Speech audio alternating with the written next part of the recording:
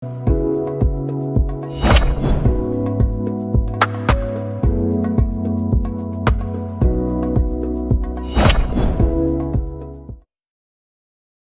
Dangyang Pancawaluya merupakan channel yang admin sajikan sebagai channel motivasi dan pendidikan, dengan diwarnai informasi, musik, dan hiburan.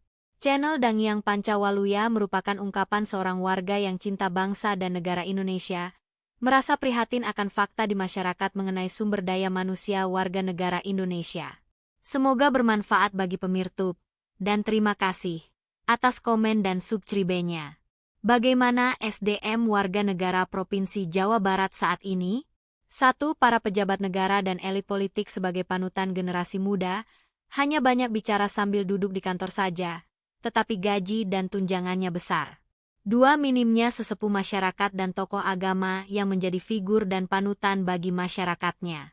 3. Kualitas anak usia sekolah yang meresahkan orang tua dan masyarakat, tawuran, ugal-ugalan di jalan raya, geng motor, dan kenakalan lainnya.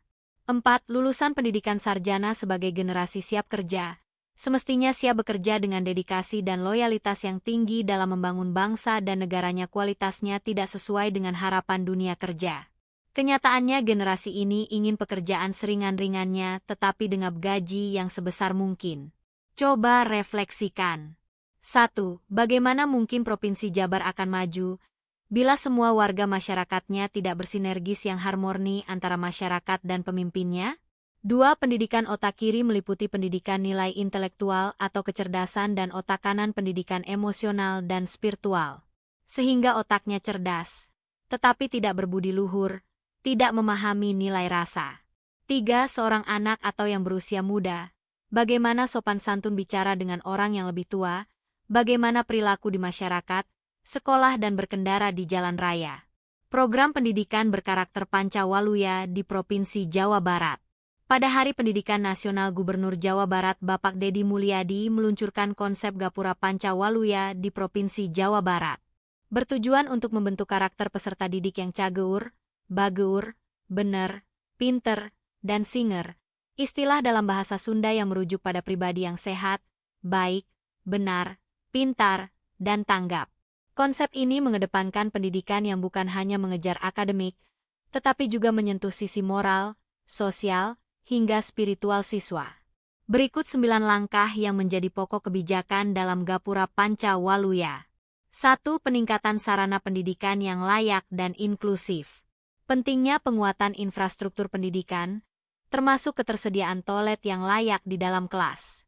Fasilitas ini diharapkan dapat mendukung proses belajar mengajar serta menciptakan lingkungan belajar yang sehat, nyaman, dan layak bagi tumbuh kembang siswa sebagai generasi Pancawaluya.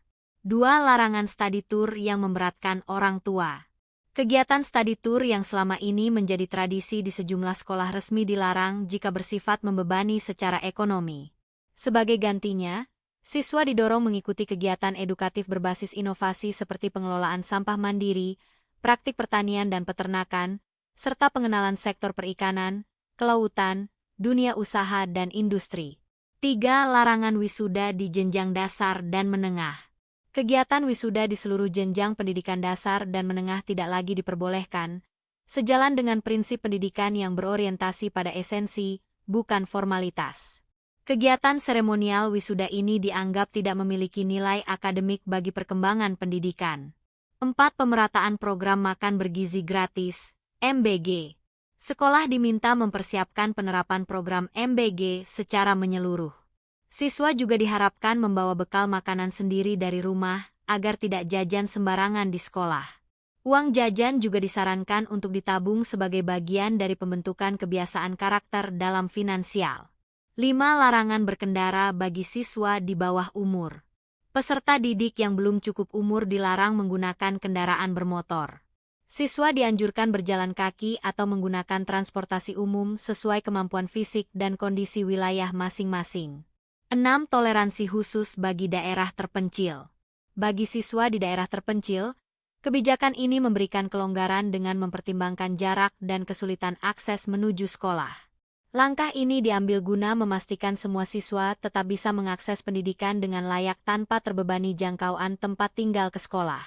7. Penguatan karakter disiplin dan kebangsaan. Siswa didorong mengikuti kegiatan ekstrakurikuler seperti pramuka, paskibra, hingga palang merah remaja. Kegiatan-kegiatan ini dinilai efektif dalam menumbuhkan semangat cinta tanah air, kedisiplinan, dan karakter kebangsaan yang kuat. 8. Pembinaan khusus bagi siswa bermasalah.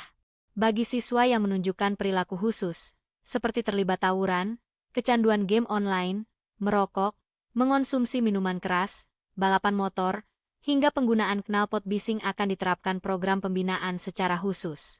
Penanganan dilakukan secara kolaboratif antara Pemprov, pemerintah daerah, orang tua, dan TNI Polri. 9. Penguatan pendidikan moral dan spiritual. Terakhir, ini menekankan pentingnya penguatan pendidikan moral dan spiritual melalui pendekatan agama yang sesuai dengan keyakinan masing-masing siswa. Hal ini dimaksudkan untuk menyeimbangkan kecerdasan intelektual dengan kecerdasan emosional dan spiritual.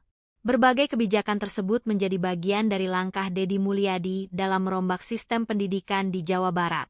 Meskipun menuai pro dan kontra, konsep Gapura Pancawaluya menjadi cerminan dari upaya membangun generasi muda yang tidak hanya cerdas secara akademik, tetapi juga dalam karakter, etika, dan rasa tanggung jawab sebagai warga negara. Admin channel Dangyang Pancawaluya mengucapkan terima kasih atas like, komen dan subscribe. Semoga Permit hidup sehat, rezekinya melimpah suka berbuat baik, hidupnya bahagia dunia akhirat. Amin.